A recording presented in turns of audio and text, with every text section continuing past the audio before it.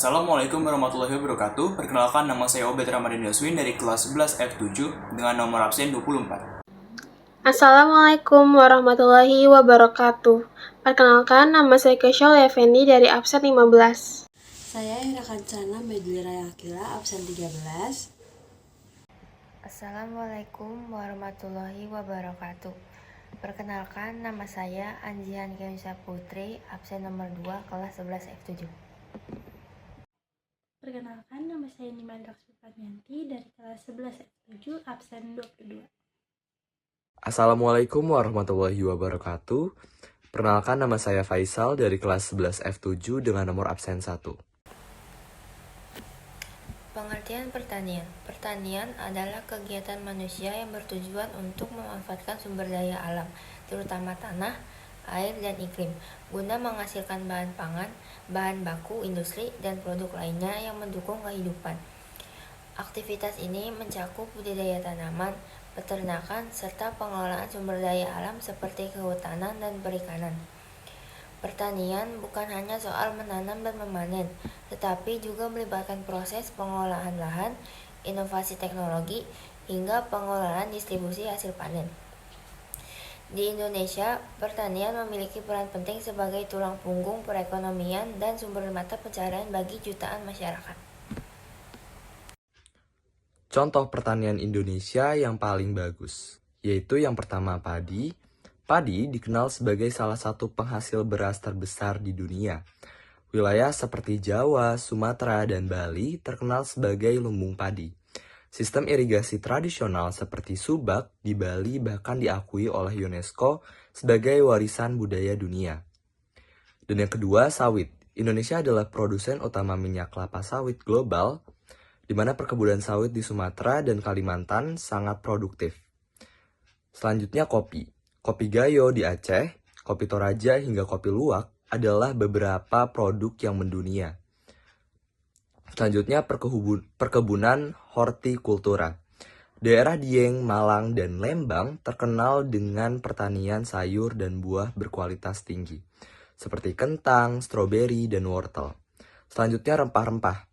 Komoditas seperti cengkeh dan pala sudah lama menjadi andalan ekspor sejak zaman penjajahan. Kemudian, dampak kegiatan pertanian yaitu di sini saya akan membuatnya menjadi variabel positif dan negatif. Jadi, yang pertama, dampak positifnya yaitu dapat mendukung ketahanan pangan bagi masyarakat. Yang kedua, membuka lapangan pekerjaan bagi petani dan pekerja agrikultur. Kemudian yang ketiga, meningkatkan perekonomian nasional. Lalu yang keempat, untuk melestarikan budaya lokal seperti cara bercocok tanam tradisional. Kemudian untuk dampak negatifnya yaitu mulai dari penggunaan pestisida yang berlebihan dapat merusak tanah dan lingkungan. Kemudian praktik pertanian yang tidak berkelanjutan menyebabkan kerusakan lahan dan deforestasi. Lalu monokultur juga dapat menurunkan keanekaragaman hayati. Terakhir, terjadinya pembakaran lahan oleh beberapa pihak dapat memicu polusi udara dan kebakaran hutan. Selanjutnya ada perubahan pertanian di Indonesia dalam 5 tahun terakhir sebelum, saat, dan pasca COVID-19. Sebelum COVID-19 hingga 2019, pada masa sebelum pandemi, sektor pertanian di Indonesia masih berjalan secara konvensional dengan beberapa tantangan. Yang pertama, teknologi minim. Sebagian besar petani masih menggunakan metode tradisional, meski beberapa sudah mulai mengenal alat mekanis seperti traktor. Kedua, keterbatasan akses pasar. Hasil panen seringkali hanya dijual di pasar lokal atau mulai tengkulak sehingga harga jual rendah dan petani kurang sejahtera. Ketiga, masalah infrastruktur. Banyak wilayah pertanian terpencil memiliki keterbatasan infrastruktur, jalan, irigasi, dan distribusi. Keempat, ketergantungan pada impor. Komoditas tertentu seperti gandum, kedelai, dan bawang putih masih banyak diimpor karena produksi lokal belum mencukupi kebutuhan. Kelima, ada ketahanan pangan lemah. Meski produksi pangan meningkat, tantangan perubahan iklim seperti banjir dan kekeringan sering menurunkan hasil panen. Selanjutnya, saat puncak COVID-19 2020 hingga 2021, Pandemi COVID-19 membawa dampak besar pada sektor pertanian. Beberapa perubahan signifikan antara lain tantangan utamanya yang pertama ada gangguan distribusi, pembatasan mobilitas membuat distribusi hasil pertanian ke pasar terganggu. Banyak petani kesulitan menjual hasil panen mereka sehingga harga anjlok.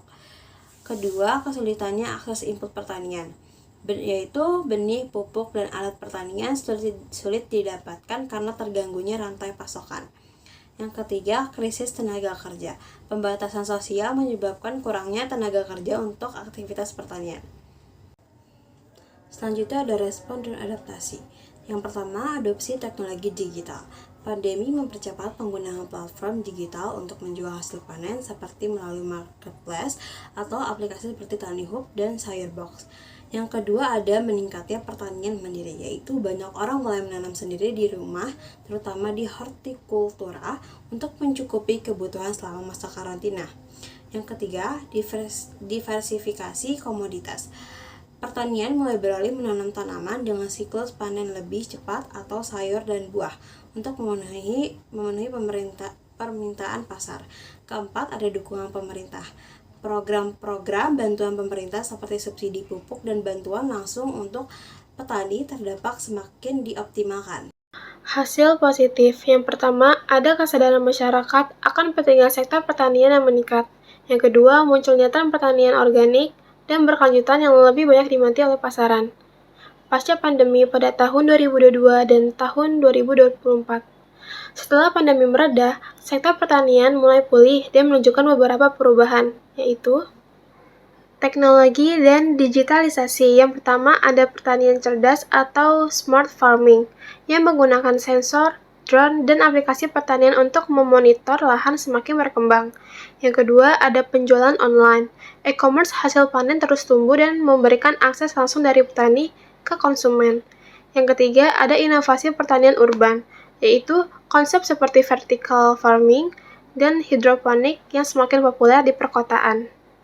Ketahanan pangan lebih kuat. Yang pertama ada program pemerintah seperti food estate atau lumbung pangan di Kalimantan dan Sumatera untuk mengurangi ketergantungan impor. Yang kedua ada peningkatan ekspor komoditas seperti sawit, kopi, dan rempah-rempah. Ada tantangan baru seperti perubahan iklim, cuaca ekstrim, dan bencana alam masih menjadi ancaman besar bagi produktivitas. Yang kedua, ada kesejahteraan petani. Meskipun distribusi membaik, petani kecil masih menghadapi ketimpangan pendapat dibandingkan rantai distribusi lainnya. Kesimpulan, dalam 5 tahun terakhir dalam sektor pertanian Indonesia mengalami banyak perubahan, yaitu masa sebelum pandemi ditandai dengan tantangan tradisional seperti rendahnya akses pasar dan teknologi. Saat pandemi terjadi, gangguan besar pada rantai pasok, namun juga memicu adopsi teknologi digital dan kesadaran pentingnya ketahanan pangan. Pasca pandemi, pertanian Indonesia semakin modern dengan fokus pada keberlanjutan dan digitalisasi meski tantangan seperti perubahan iklim dan ketimpangan petani masih harus diatasi. Kelebihan dan kekurangan dari kegiatan pertanian. Ada kelebihannya, yang pertama menjadi penyokong utama kebutuhan pangan nasional, membantu mengurangi pengangguran di pedesaan, menjaga kedaulatan ekonomi melalui produksi pangan mandiri, dan yang terakhir, berperan dalam menjaga keseimbangan ekosistem melalui praktik konservasi. Ada juga kekurangannya. Yang pertama, tergantung pada faktor cuaca yang sulit diprediksi. Kedua, kurangnya akses terhadap teknologi dan modal bagi petani kecil. Ketiga, harga hasil panen seringkali tidak stabil merugikan petani. Dan yang terakhir, ancaman perubahan iklim seperti banjir, kekeringan, itu memperburuk hasil produksi.